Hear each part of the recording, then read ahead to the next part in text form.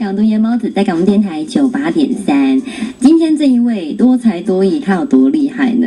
来告诉你一下，他是图腾乐团的主唱，然后也会词曲创作，也会演讲哦。那他今天呢，下午也才去演讲而已。那他也是一个艺术家，也很会演戏，拿到金马奖嘛，也会拍片，自己拍自己的 MV， 还会各种乐器耶！哇塞，好厉害哦！重要的是，他是奖金猎人。这一位奖金猎人是谁 ？Hello， 大家好，我是苏米恩。干嘛害羞？奖金猎过去了啦，没有再猎了，现在没有再猎了。很厉害，你17岁就开始创作哦。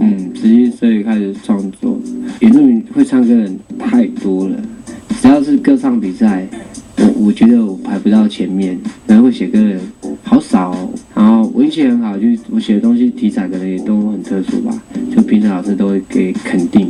从此之后就一直得奖，没有输过哦。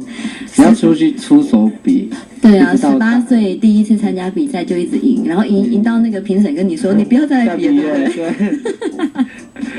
太厉害！所以你看这个猎人啊，他平常不是猎什么动物啊，他是猎奖金。那第二首歌为我们介绍哪一首？这首歌就刚好跟我的家乡有关，叫做《别在都兰的土地上轻易的说着你爱我》。对不起，歌名太长，很长。对，就应该在点歌本的最后一页吧。我很喜欢我们的家乡，但其实也在告诉我说，这个土地啊，孕育出很多自然跟人文。然后我希望所有来过这边的朋友们会喜欢的。通常会碰到一种情况，我也觉得很妙，就是来到偏乡啊，就是大家会以为真是蛮荒地带没有人，然后就想要盖自己什么希腊式的房子啊，盖什么或者欧式的房子。他其实这边有自己的房子的风格，这样我就觉得很奇怪。这样就我觉得你如果会更认识我们这边的人的话，或许你会盖一个不一样的，或者属于这个土地上面的房子，就好像大家都爱地球，对，然后把范围缩小。我从自己的立场，我爱我自己的家乡，这个爱是在破坏之前，不要这么轻易的说出来。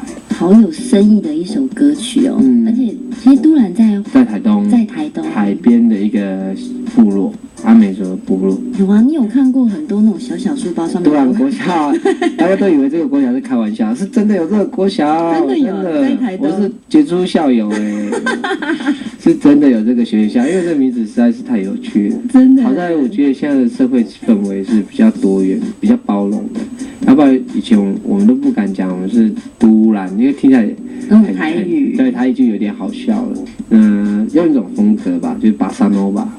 哦，这一首是比较巴萨诺瓦风格。那刚刚的远洋是属于比较电音加一点民谣，算是比较悠悠的唱出。可是巴萨诺瓦不用纯木吉他，用法国号跟竖笛。你吗？对啊，你也太有才华了吧！你到底哪个乐器不会？我就是很爱乱碰人家的乐器，然后喜欢玩音乐啦，所以就尝试就会比较多元一点，选择就比较多了。然后而且这张专辑哦，除了阿美族语以外，还有中文翻译、英文翻译、日文、法文，总共5个语言。你这张专辑就有5种语言哦？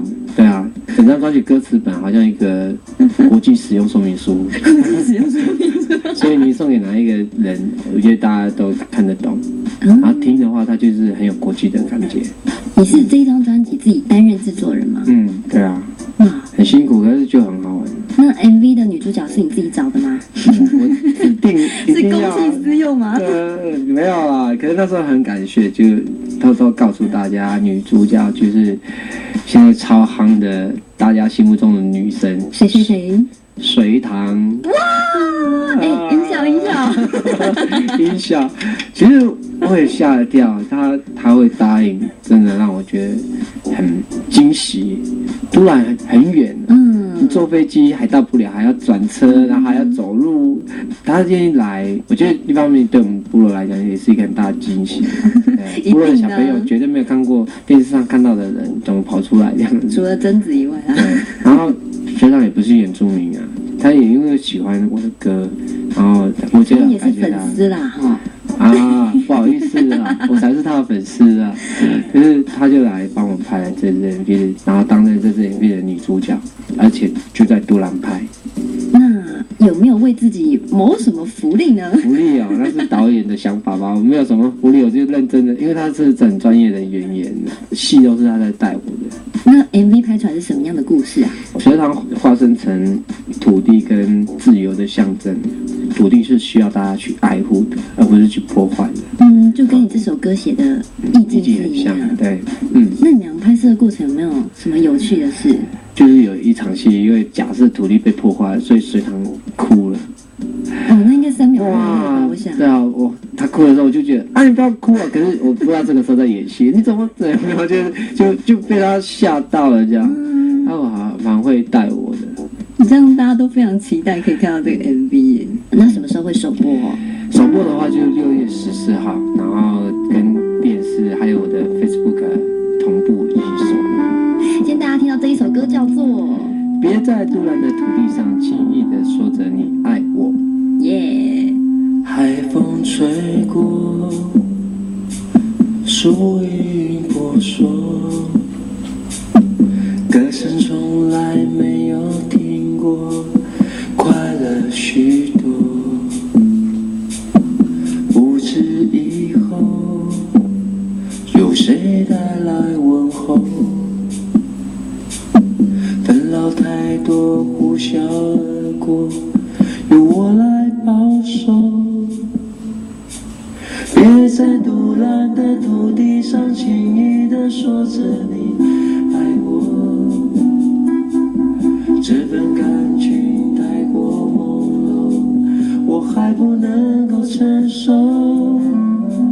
别在海洋的土地上轻易地说你爱上我，在破坏来临之前，先别说出